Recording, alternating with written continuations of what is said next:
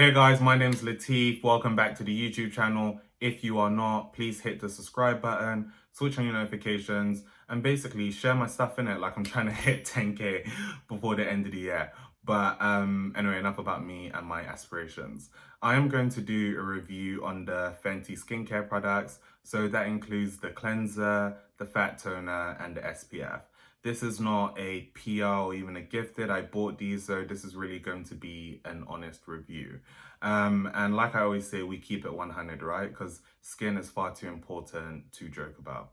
So I'm just going to jump straight into it. And at a high level, I've actually, to a certain extent, and we'll get into that later, used these products for a month and longer. So the first product is the cleanser. Now, this is a cream-based cleanser, so it really kind of nourishes your skin. It's got this kind of thick, creamy texture, quite similar to like a lotion, a cream, a moisturizer, whatever you choose to call it. This is good for all skin types, but this is especially good for people with dry skin because they will find this really nourishing. Genuinely speaking, I've been using this consistently for, I'd actually say, PM for over a month and 2 weeks now. I've actually really enjoyed it. So the one thing how this is advertised is that it's a 2-in-1 cleanser, meaning that if you're someone who wears makeup or other things on your face, it will be like pretty clean and it will kind of clean it all off without kind of drying or stripping your skin. Now, I typically double cleanse just because I use sunscreen. And what a lot of people tend to forget is that sunscreen is sometimes, quite heavy to remove with one wash. And that's why I incorporate an oil cleanser. Now, since I've been using this, to be fair, it's actually done a really good job in cleansing. I've checked it out like while I'm doing the toners or using like cotton pads, and it really has done what it says it's doing. However, I don't wear makeup, so I don't know how it may, clean when faced with like heavier products such as makeup. So that's probably something to take into consideration. But generally speaking, quite happy. In terms of the ingredients that are in this, and if you guys know me, you'll hear when I say green tea, which is in a lot of my products. So there's green tea in here, fig extract. These are amazing antioxidants. As you know, antioxidants nourish the skin as well as help your skin fight free radicals. If you don't know what free radicals are, you clearly have not watched enough of my videos and you should just go and Google because I'm not going to explain it here again. Green tea also has amazing anti-inflammatory properties as well. So I think for me, those are like its, winning points. There's also something else in here. Oh yeah, that's it, Barbados cherry, which is basically an extremely, well, it's a more potent source of vitamin C than oranges. So again, this is really good for like, I guess, somewhat helping you brighten your skin. Generally speaking, I won't say this is the best cleanser I've used, but it's definitely up there. And like I said, it's really good for getting that kind of deep clean without drying or stripping your skin of its natural oils. It's also oil-free and it's non-comedogenic, meaning that it does not have the potential to block your pores. So that is the cleanser. Would recommend this product. Second on the list is the fat toner. Right.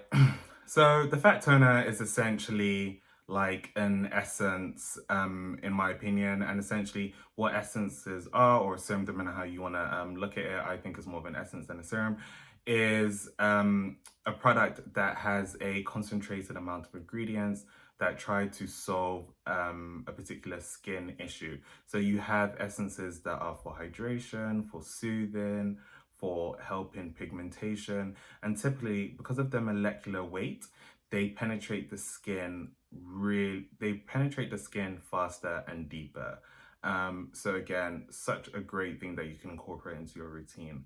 Now, unfortunately, in regards to this, the first week I used it, I actually started to develop, my skin started to react quite badly to it, especially around hair, which are the more sensitive areas of my face. So I kind of immediately stopped using it after 4 days. And then 2 weeks later, when I tried to incorporate it back into my skincare routine, the same thing happened. So clearly this does not agree with me. However, my mother has been using it, and you know what, she loves it. Apparently it's doing lots for her. It's, you know, she feels like it's evening out her skin's looking fresh and bright. So that's essentially two people with similar genetics in the same house, and it just doesn't work the same for either one of us. So kind of bear that in mind. So in terms of like, you know, my personal opinion, for me, it's a no, simply because I didn't react well with it. But for others, it may be doing wonders. So, but in terms of how you would use it, you would really just use this after a cleanse, and potentially after a hydrating toner. You really want to apply this when your skin is damp, because when your skin is damp, that means that it absorbs like much faster into your skin, and penetrates the skin deeper. You can also use other serums after using this product, as well as, you know, your moisturizer, your SPF as well. In terms of like the ingredients, it has niacinamide, which is obviously great for kind of brightening and evening the skin. Like niacinamide is the goat, right? Again, like the cleanser, it has the green tea and fig extract, so antioxidants, healing properties, anti-inflammatory properties as well. It also has cactus flower, and like this is a no-brainer because a cactus somehow manages to stay hydrated in dry areas, so that provides a lot of hydration. Now, it also has witch hazel. In most cases, witch hazel would be something that I would run away from, just because it is extremely drying and has the ability to, you know, strip skin of its natural oils, and some people used to recommend it for people with oily skin. In this formulation, it's actually quite good, so, you know, hats off to them. So yeah, generally for me it's a no, but yeah, there you go. The last on the list is the SPF. Now, I've actually wanted to mention this SPF a lot, especially in my video about, you know, SPFs to recommend for dark skin. So two things about this which make it a win for me is that one, no white cast. Two, when I go to the gym or when I run and I wear this, my sweat does not turn like a milky white color and roll down my head, which you would be surprised happens with other sunscreens. Not the ones that I've mentioned, but it's just a kind of point to note. So even if there is no white cast, sometimes they may have this kind of white kind of feeling. Now, this is actually quite good, and I'm actually going to demonstrate it because I actually timed this in time for my kind of re-application. So, 2 fingers, probably a bit more, 2 fingers. Now, see, the thing is, they said this was lightweight. Like, I'm not gonna lie, this is not the lightest SPF I'd use, so therefore I don't know how, you know, lightweight it's supposed to be. It does somewhat feel like a bit, not heavy, but definitely not lightweight, especially when I think in comparison to something like Supergoop or maybe Blythe as well. But it does, in comparison, it does absorb quickly, but not as quick as the others. So like it typically takes about a minute to absorb. So actually let's see. Yeah, I know you guys are probably thinking, damn, this guy's gonna come out purple.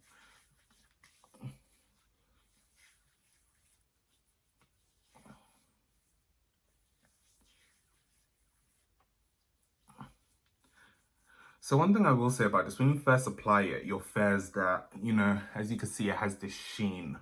Your face looks quite, you know, shiny. It does kind of settle down and dry and absorb into the skin. And you start to like lose that excessive glow, which I'm sure you could see on my skin right now. But as you can see, it takes about 30 to 40 seconds to absorb, which is a bit slower when I think about like Blythe Supergoop, but all in all does not leave a white cast. Now, I think this is great. This is the SPF 30, and remember, you know, that dictates theoretically how long you can actually stay in the sun with it. It again has niacinamide in it, so great for evening and brightening your skin. It has vitamins and also antioxidants in the form of like this wild watermelon. What else does it have in it? It has the bad boys. It has hyaluronic acid, which, as you know, is an amazing source for hydration, as well as aloe vera, which is a humectant and also soothes the skin, and it also has healing properties. So all in all, like, the SPF is great. I'm hoping, as you see, I'm talking like my face is starting to look less and less shiny. Generally speaking, as I've been using this SPF, like amongst others, I have noticed that my skin has felt a bit softer, as well as just giving me like a glowy appearance after using it. So again, I would highly recommend. I think out of their 3 products, their SPF is actually the best. So all in all, that is my really quick review. One thing I would say, I think that this was a really good launch in the sense that she picked 2 out of the 3 most important products. So obviously a cleanser and an SPF. Not sure why there was fat toner instead of a moisturizer, but I think really in terms of like building your skincare routine, the easiest thing that you could start off with is, of course, you know, your cleanser, your moisturizer, and your SPF. So she's got 2 out of 3. I think, you know, adding products such as niacinamide in, you know, 2 out of 3 again was really good, because a lot of people are concerned about brightening or evening their skin. One thing I will make about the niacinamide is that just be wary about the products you're using. So if you're using other products with niacinamide in it, be wary of that. You don't want to overdo it and potentially damage your skin, especially if you're using actual like niacinamide, like the ordinary formulation or Paula's Choice. So just kind of be mindful of that as well. So yeah, generally speaking, as I said, SPF, would buy it again. Cleanser, not the best cleanser I've used, but definitely up there, would buy it again. The fat toner is a hard no from me. Keyword is from me. And yeah, that's about it, guys. So I hope you enjoy this. If you've used any of these products, let me know your thoughts below, or generally speaking, just let me know your thoughts. And please don't forget to subscribe and switch on your notifications. So enjoy the rest of your day, guys, and have a good one.